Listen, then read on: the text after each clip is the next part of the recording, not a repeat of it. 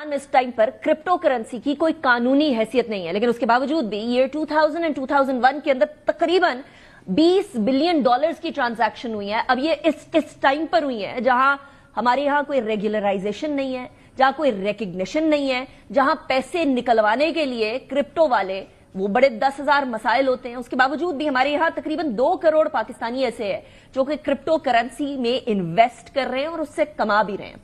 अब हुकूमत पाकिस्तान ने यह सोचा है कि इस मामले को जरा रेगुलराइजेशन की तरफ जाया जाए, और रेगुलराइजेशन ऑफ क्रिप्टो करेंसी ये बड़ा मसला बनी हुई है। 2013 में जिस टाइम पर ये आई थी, नमूदार हुई थी, तो लोगों ने बड़ा कहा था कि क्या बला है, और पाकिस्तान में अभी भी हम यही सोचते हैं कि क्या बला है। पर at the end of the day हमारी यूथ का फ्यूचर इससे एसोसिएटेड हो सकता है, क्योंकि इसी टाइम पर जो स्पेशली फ्रीलांसर्स हैं, स्पेशली जो डिजिटल एरिना के अंदर काम करने वाले लोग हैं, वो इससे बहुत ज्यादा मुस्तफीद हो सकते हैं। इसका शायद अभी हमें अंदाजा नहीं है। इसी हवाले से पाकिस्तान क्रिप्टो काउंसिल बनी है, एंड आई वाज वाचिंग, एक बड़ी इंपॉर्टेंट जो डेवलपमेंट हुई है उसमें वो ये है कि सीजी, जो कि एक बिग क्रिप्टो जायंट के तौर पर आप उनको देख सकते हैं, वो पाकिस्तान के इस टाइम पर स्ट्रेटेजिक एडवाइजर बन गए हैं इस पाकिस्तान क्रिप्टो काउंसिल के। पाकिस्तान क्रिप्टो काउंसिल के जो है वो हेड बिलाल बिन साकिब, मुशीर वजीर खबराए क्रिप्टो, हमारे साथ मौजूद है। Bilal, thank you very much for joining me in the programme, it's a pleasure having you. सबसे पहले तो रेगुलराइजेशन तो ओवरऑल ही एक बड़ा मसला बना हुआ है ना, ओवरऑल दुनिया के अंदर। I remember US presidential elections हो रहे थे 2024 के, और वहां भी ये चीज डिस्कस हो रही थी कि क्रिप्टो को रेगुलराइज कैसे किया जाएगा। तो how will we achieve that in Pakistan? देखिए, पूरी दुनिया इस वक्त इस नई टेक्नोलॉजी को एम्ब्रेस करने की कोशिश कर रही है। जिस तरह आपने राइटली कहा कि पिछली जो यूएस की रजीम थी that was anti crypto, but आते साथ डोनाल्ड ट्रंप ने कहा कि we want USA, we want America to be the crypto capital of the world. That's a very big statement. उन्होंने आते साथ बिटकॉइन को अपने स्ट्रेटेजिक रिजर्व में डाला। अब इसको समझें, उन्होंने अगर अपना स्ट्रेटेजिक रिजर्व बिटकॉइन को उसको इंडोर्स कर दिया, इसका मतलब है कि उसने गोल्ड, डॉलर्स, उस सब को बिटकॉइन जैसी वैल्यू दे दी है, क्योंकि वो समझते हैं कि मूविंग फॉरवर्ड बिटकॉइन की प्राइस ऊपर जाएगी और इससे आप हेज कर सकते हैं इन्फ्लेशन।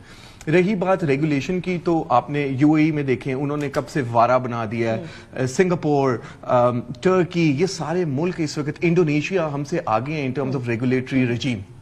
लेकिन हम लोगों ने रेगुलेटरी रेजिम के ऊपर ऑलरेडी काम शुरू कर दिया। अभी क्रिप्टो काउंसिल को बने हुए तो कुछ ही हफ्ते हुए हैं, लेकिन have we already started working on it, and what are our aims? के हमारे यहाँ अक्सर ओवर रेगुलराइजेशन भी हो जाती है ना मामलों की। करेक्ट। देखिए, ओवर रेगुलराइजेशन जो है ना, वो इनोवेशन को किल कर देती है। तो हम जो साइलोज में काम हो रहा था, तो ये बॉडी एक व्हीकल बनी है to bring all stakeholders together. हम जो वर्किंग हुई है अभी तक वो सारी लें, और फैटेफ रूल्स के साथ, क्योंकि आप ये भी समझें कि हम बड़ी मुश्किल से फैटेफ की लिस्ट से बाहर निकलें। ठीक है, अब अगर हम ये नहीं करेंगे तो there is a risk for us to go back इन।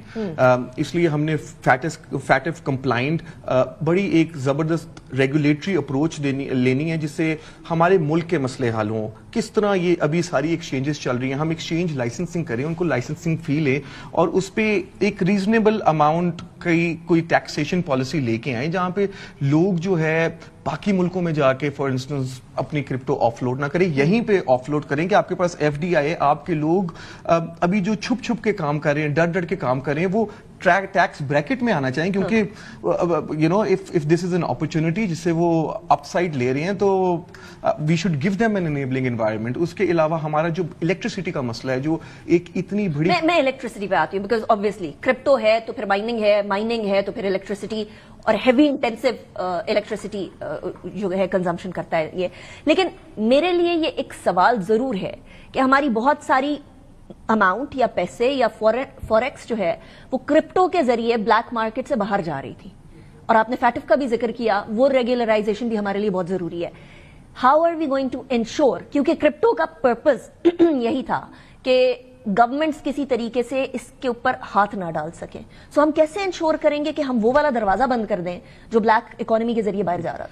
देखिए, अभी तो हमारे पास कुछ भी नहीं है ना, अभी हम कुछ भी नहीं कर रहे। तो पहली तो ये पॉजिटिव चीज हुई है कि there is an intent and there is a body जो कि इस सारी रेगुलेशन पे काम करेगी। दूसरी, आपका क्वेश्चन बड़ा अच्छा है। ये देखिए कि बड़ी एक ना बैड पीआर है क्रिप्टो की। आपको पता है ग्लोबली 0.024% ट्रांजैक्शंस जो illicit ہوتی ہیں وہ کرپٹو کے تھرو ہوتی ہیں. ابھی بھی سارا majority is through banking and cash.